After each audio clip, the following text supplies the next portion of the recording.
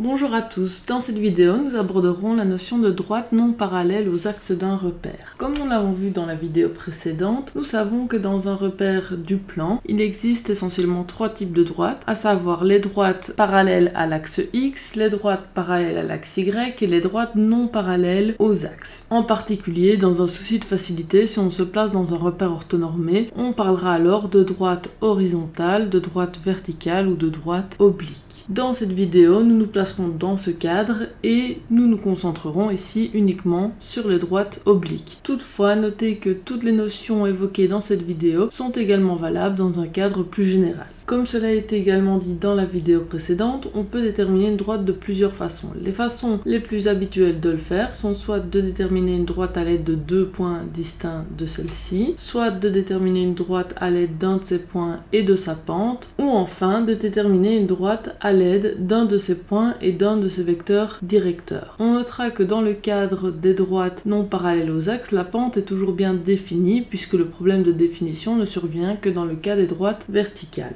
Revenons donc quelques instants sur la notion de pente d'une droite. Pour mieux appréhender la notion de pente graphiquement, on sélectionne tout d'abord un point sur la droite considérée. On sélectionne ensuite un second point dont l'abscisse est incrémentée d'une unité par rapport au point précédent. La pente de la droite correspondra alors au décalage observé entre l'ordonnée du premier point sélectionné et l'ordonnée du second point sélectionné. Dans ce cas-ci, on constate que pour obtenir l'ordonnée du deuxième point, il faut ajouter 2 unités à l'ordonnée du premier point. Dès lors, on dira que la droite a une pente positive de 2. On peut se convaincre que quel que soit le point sélectionné au départ, on aurait dans tous les cas obtenu cette valeur 2. Il s'agit donc d'un invariant de la droite considérée. De par cette propriété, on peut en déduire que toute droite oblique admet toujours un vecteur directeur dont la première composante est égale à 1 et dont la seconde composante est égale à la pente de la droite que l'on note usuellement M.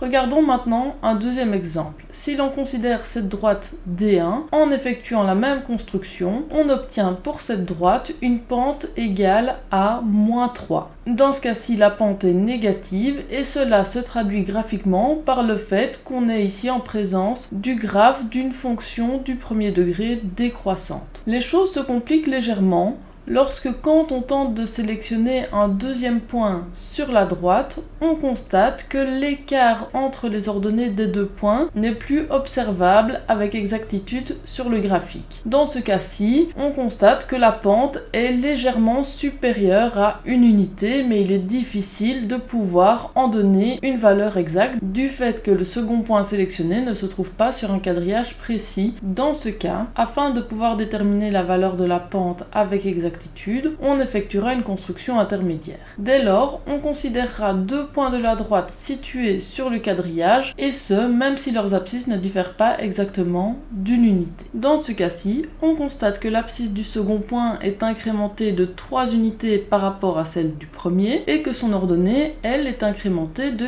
4 unités par rapport à celle du premier. Dès lors, en effectuant une règle de 3, on peut se convaincre que si le point sélectionné avait une abscisse égale à celle du premier point incrémentée d'exactement une seule unité, on aurait eu alors un décalage vertical 3 fois plus petit et donc de 4/3 d'unité. Ce qui est tout à fait cohérent avec l'observation que nous avions effectuée en premier lieu, à savoir que la pente devait être légèrement plus grande que 1. Maintenant que nous savons calculer la pente d'une droite, intéressons-nous à la notion d'équation cartésienne. On dit qu'une équation cartésienne d'une droite D permet de déterminer si oui ou non un point P dont les coordonnées sont données par un couple XY appartient à cette droite. En particulier, lorsque l'on travaille avec des droites obliques, si une droite D contient le point A dont les coordonnées sont données par le couple XA, YA et admet une pente M, alors dans ce cas, une de ces équations cartésiennes prendra la forme Y moins YA est égal à M fois X moins XA. On notera que puisque la pente intervient dans cette équation, il est intéressant de pouvoir la calculer lorsqu'elle ne nous est pas directement donnée. Ainsi, si la droite D est déterminée à l'aide de deux points distincts, on utilisera la formule qui s'affiche ici à gauche, tandis que si la droite D est déterminée à l'aide d'un point et d'un vecteur directeur, on utilisera la formule qui s'affiche ici à droite. Ceci étant, passons directement à un premier exemple. On souhaite ici déterminer l'équation cartésienne d'une droite dont on connaît la pente ainsi qu'un des points qui nous est décrit à l'aide de ses coordonnées. Dès lors, on peut appliquer la formule vue précédemment et on obtient ce résultat. Évidemment, il n'est pas très esthétique, donc ce que nous allons faire, c'est simplement tenter de simplifier ou réduire cette expression pour qu'elle arbore une forme plus jolie. Dans un premier temps, on peut donc remplacer x moins 1 par x plus 1. Et ensuite, afin d'éliminer les fractions, on multipliera les deux membres de cette égalité par 3. Enfin, en effectuant les produits et puis en isolant dans un même membre l'ensemble des expressions, on obtient l'équation cartésienne moins 2x plus 3y moins 8 égale à 0. On dira de cette équation qu'il s'agit d'une équation cartésienne sous la forme générale. On vous demandait ensuite de représenter cette droite. Pour ce faire, plaçons-nous dans un repère et plaçons directement le point qui nous est donné dans l'énoncé, à savoir le point de coordonnées moins 1, 2. Ensuite, en utilisant une construction similaire à celle du début de la vidéo, nous pouvons représenter un décalage horizontal de 3 unités ainsi qu'un décalage vertical de 2 unités. Dès lors, cela nous permet d'obtenir un second point de la droite, à savoir ici le point de coordonnées 2, 5. Une fois les deux points obtenus, il suffit de tracer l'unique droite passant par ces deux points afin d'obtenir une représentation de la droite D. Passons maintenant à un second exemple. On nous donne cette fois-ci une droite déterminée par deux points dont on connaît les coordonnées. Avant de pouvoir appliquer notre formule, on va tout d'abord devoir déterminer la pente de la droite. Dans ce cas-ci, la pente est égale à moins 3/4. Dès lors, on peut appliquer la formule qui nous permet d'obtenir l'équation cartésienne d'une droite oblique. Et comme tout à l'heure, nous allons simplifier l'expression tout d'abord en éliminant les dénominateurs, c'est-à-dire en multipliant les deux membres de l'équation par 4, puis en distribuant les expressions obtenues, et enfin en les isolant toutes dans le même membre. Une fois l'équation cartésienne obtenue, on cherche à représenter la droite dans un repère, et cette fois-ci c'est assez simple puisqu'on nous donne directement les coordonnées de deux points de la droite. Par conséquent, il suffit de tracer l'unique droite passant par ces deux points. Exemple suivant, on nous donne cette fois-ci une droite déterminée par un point dont on connaît les coordonnées ainsi qu'un vecteur directeur dont on connaît les composantes.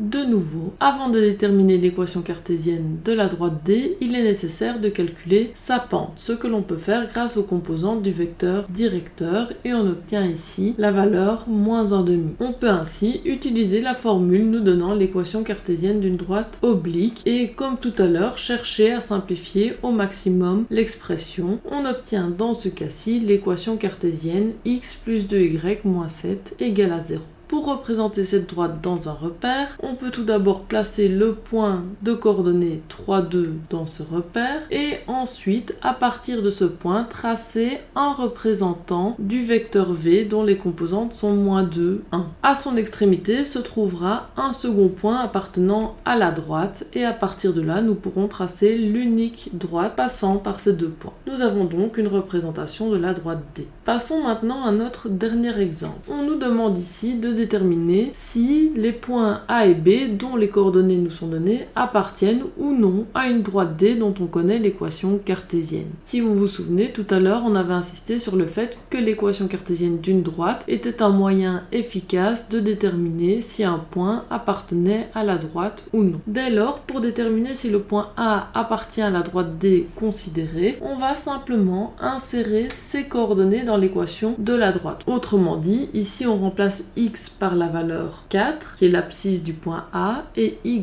par la valeur 1, qui correspond à l'ordonnée du point A. On cherche alors à déterminer si l'égalité est vraie ou non. Dès lors, on simplifie notre expression, et dans ce cas-ci, on constate qu'on obtient l'égalité 0 égale à 0, qui est bien vraie. Par conséquent, cela signifie que le point A appartient à la droite D. Si l'on effectue le même développement avec les coordonnées du point B, on constate dans ce cas-ci qu'on obtient une égalité qui malheureusement n'est pas vérifiée, moins 8 n'étant pas égal à 0. Par conséquent, cela signifie que le point B n'appartient pas à la droite D. Nous allons maintenant revenir sur un élément assez utile dans la pratique. Dans le cas où le point A que l'on considère a pour coordonnée 0p, autrement dit si l'abscisse du point A est nulle, dans ce cas-là, on constate que la formule se simplifie. En effet, la valeur 0 est inutile et on obtient donc l'égalité y-p est égal à mx que l'on écrit plus usuellement sous la forme y égale mx plus p. Cette écriture d'une équation de droite est ce que l'on appelle l'équation réduite de la droite. Cette équation a l'avantage de faire intervenir directement dans son expression le paramètre m qui correspond à la pente et le paramètre p qui correspond à l'ordonnée à l'origine de la fonction du premier degré associée à cette droite. Considérons directement l'exemple suivant. On constate assez facilement que la droite D passe par le point de coordonnées 0,3. Dès lors, dans l'équation réduite, on peut directement déduire que le paramètre